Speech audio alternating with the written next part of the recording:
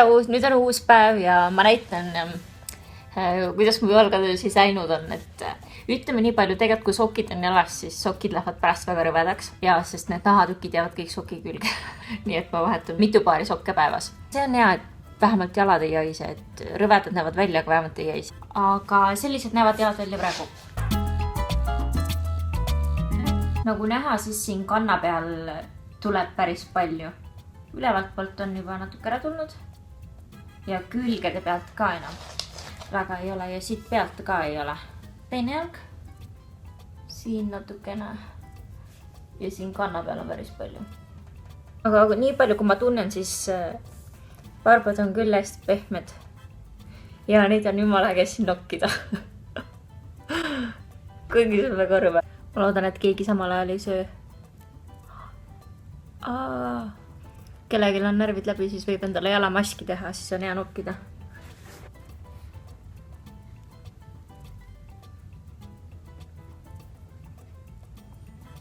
Tegelikult võib selle kareda nuustikuga õõruda ka või mingi harjaga, aga ma ei ole seda teinud, sellepärast ma tahtsin näidata tegelikult, et milline ta nagu välja näeb, et kuidas see toimib.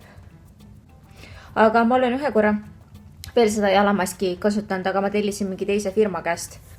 Siis oli niimoodi, et terve jalg niimoodi võtsid siit nurgast lahti, siis tuli selline kilena ära.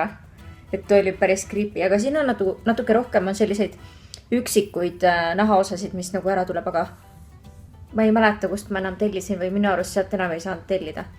Aga AliExpressist tellides on neid igasuguseid, et tegelikult mitte kunagi ei tea, millise saada võib. Aga igal juhul see, kust mina selle jalamaski tellisin, ma panin selle lingi infoboksi, aga sealt saab seda veel tellida, sest ma vaatasin, et sealt täitsa müüvad seda. Paar päeva siin läheb veel aega ja siis ma täiesti näitan, et millised jalad pärast on. Ja ühe asja tahtsin veel lisada, et rasedatele ja imetavatele emadele ei ole see soovitatud. Ma panen ka sinna infoboksi listi, et kuidas seda kasutada ka.